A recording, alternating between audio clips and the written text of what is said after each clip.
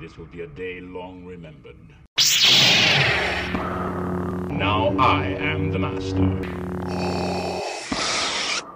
Welcome to another episode of Legends and Theories.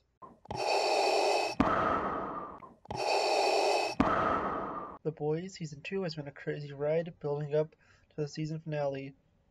There are still a lot of questions that would need to be explained, but I'd like to try and answer two of these before the finale airs.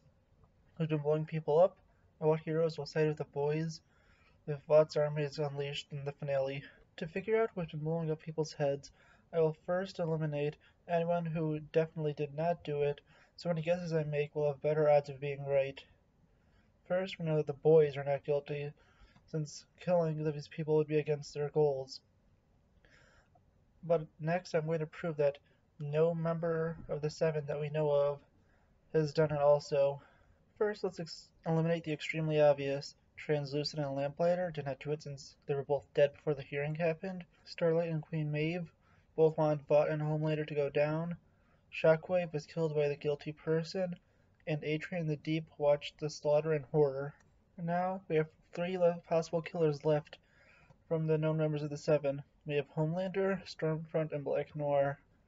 Homelander and Stormfront seemed they didn't know what was happening in the moment, and even if it was an act, it's unlikely that Vought would have them do this, since there could be video evidence linking them to the killing of people. Black Noir seems like the only one we can't rule out, since he might be dead, but we can't confirm that. And if he is, he wasn't at the hearing, so he possibly could have done it from the shadows. Vought's current vice president, Ashley Barrett, was horrified when the heads exploded, so we know that she didn't do it. And Cindy, the girl from episode 6 who was blowing people up, would not be helping Vought, and she was on the run from them in the previous episode ended. The execution order was likely given by Stan Edgar, but unlike many theories online, I don't think it was him who personally killed them. He may have superpowers, but I don't think he had used them to kill these people. There are two reasons that I think like this. The first is Edgar doesn't seem like the type of guy who wants to get his hands dirty unless he has to, and there's also the fact that Shockwave, a member of the Seven, was killed, and it seems that Edgar had no personal reason for killing him. The people I've eliminated make it seem like there is no one left that is likely to have done the act, but it has left one group that could have done it, the Church of the Collective. First, you may be wondering, what could the Church gain from killing Vought's enemies? As it was shown early in the season, they have connections inside of Vought when they learned about A-Train's addiction to Compound V. They have also likely learned of Vought's plan to create an army to take over the world, and the Church would want to be on their side. But why would they kill a member of the Seven if that would put them against Vought? Well, I think the reason behind that is pretty clear. They want members of the Seven that is loyal to the Church. This is so they can ensure their safety and protection in the coming war.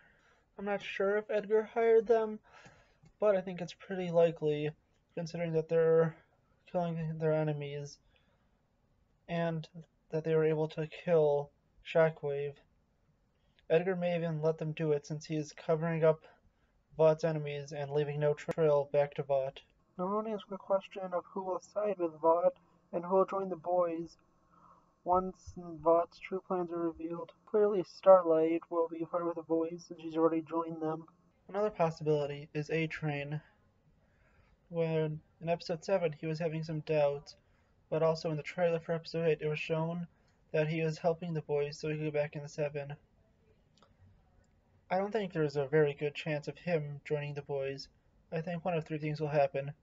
Hughie might kill him for revenge for what happened in the first episode. Vought will have him killed for being a traitor. Or, if Vought's plans fail, which is unlikely, he'll rejoin the Seven if his plan works out. No matter what, I don't see the odds of A-Train joining the Boys being likely. There's one hole that A-Train puts into the previous theory. In the trailer for the new episode, A-Train's motivation for helping the Boys is revealed to be that he can't rejoin the Seven. There is a simple answer to why he can't do this. A-Train says he has to get rid of Stormfront, and the reason he has to do it is because Stormfront is racist. She doesn't want him in the Seven, and he needs to get rid of her to get back in. Eagle the Archer could join the boys if the theory I have about the Church of the Collective being responsible for the killings is true. And also Cindy, the girl who was blowing people up in episode 6. It seems that if they do join the boys, they'll be more secondary characters than main characters. The one character I think who is almost guaranteed to join is Queen Maeve, especially if Black Noir is alive, because they saw her feeding him the almond joy. And I mean, in most circumstances that wouldn't be a crime, but, you know, Black Noir is allergic to tree nuts. I think that she's the most likely to join because we know that Homelander's not going anywhere soon, and she's clearly had problems with Vought. I have not read the comics at all, so all of the characters above are just predictions, and I don't know anything for certain.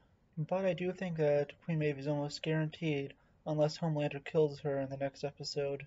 There are other soups that will definitely work with the boys, but they're just going to be more minor characters like Eagle the Archer and Cindy. I brought up the fact that there's only one major hero that is likely to work with them besides Starlight, and you may think that's bad news, but actually I would say it's good news.